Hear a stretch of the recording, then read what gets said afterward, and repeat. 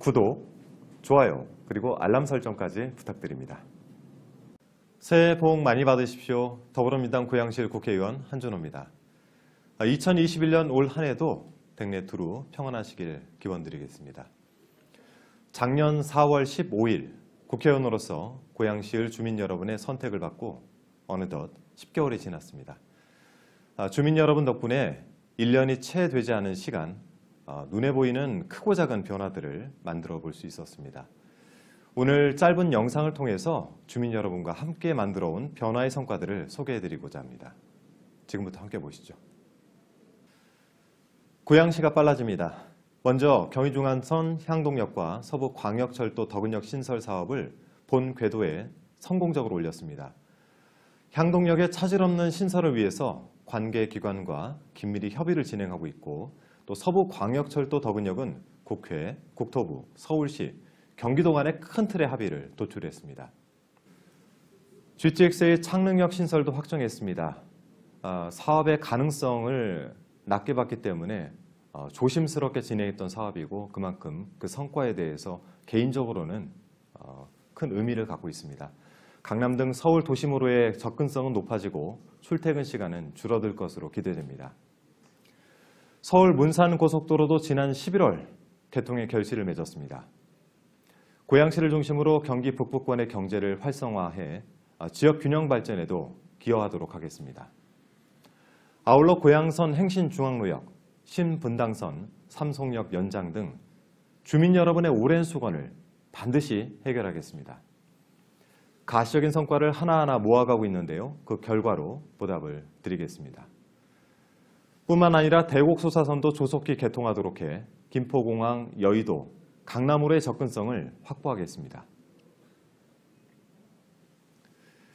임기 시작과 동시에 약속드렸던 백성역 에스컬레이터 설치 공약을 이행을 했습니다.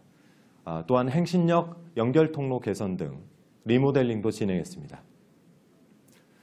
삼송역 환승 주차장도 개방을 해서 그동안 LH가 폐쇄하고 방치했던 공간을 주민께 돌려드렸습니다. 이처럼 크고 작은 변화를 모아서 고향의 교통 지도를 바꾸겠습니다. 문화의 폭은 넓히고 복지의 질은 높이겠습니다. 행신동 종합복지문화센터가 들어서게 됩니다. 2023년 11월 개관 예정인 문화센터의 평생학습관, 여기에 더불어서 수영장과 국공립 어린이집 등을 포함해서 장애인과 비장애인, 어린이부터 어르신까지 누구나 함께 이용할 수 있는 공간을 조성하겠습니다. 행신역 1번 출구앞 공간을 활용한 어린이집도 신설합니다. 2021년 9월 개원을 목표로 해서 아이와 보호자 모두가 믿고 이용할 수 있는 어린이집이 되도록 하겠습니다. 또한 대곡초, 무원초, 신능중, 덕양중이 체육관 협력 사업에 선정돼서 아이들이 보다 건강한 학교 생활을 할 수 있도록 했습니다.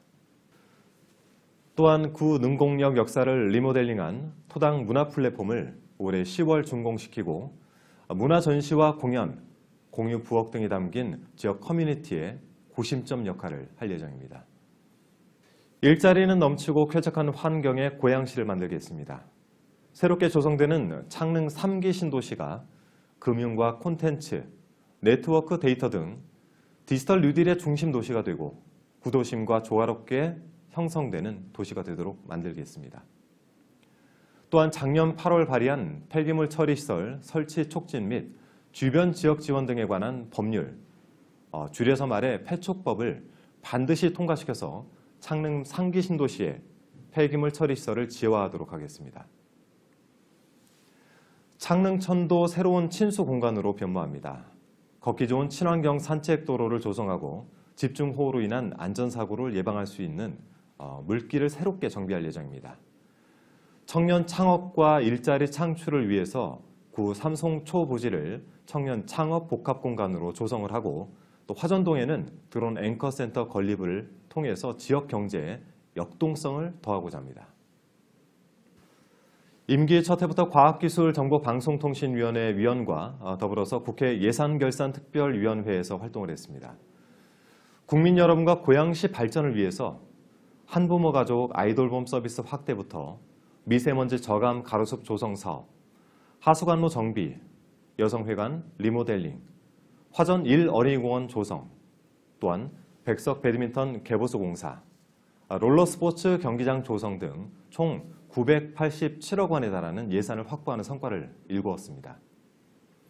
모두 고양 시민 여러분과 이재준 고양시장님, 그리고 모든 도시 의원님들과 함께 만들어낸 노력이었습니다.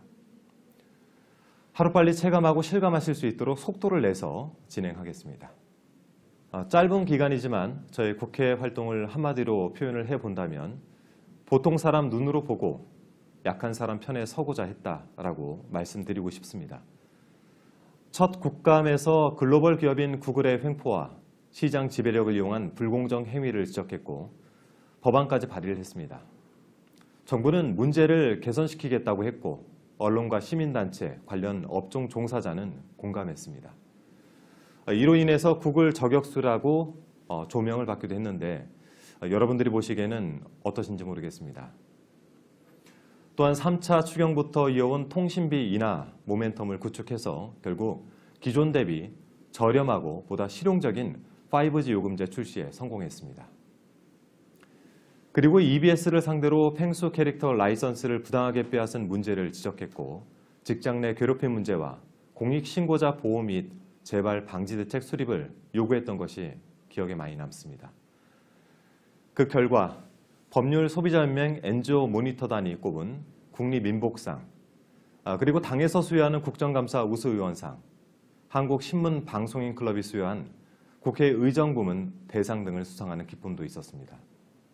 앞으로도 보통 사람의 눈으로 약한 사람의 편에 서는 정치를 이어가겠습니다.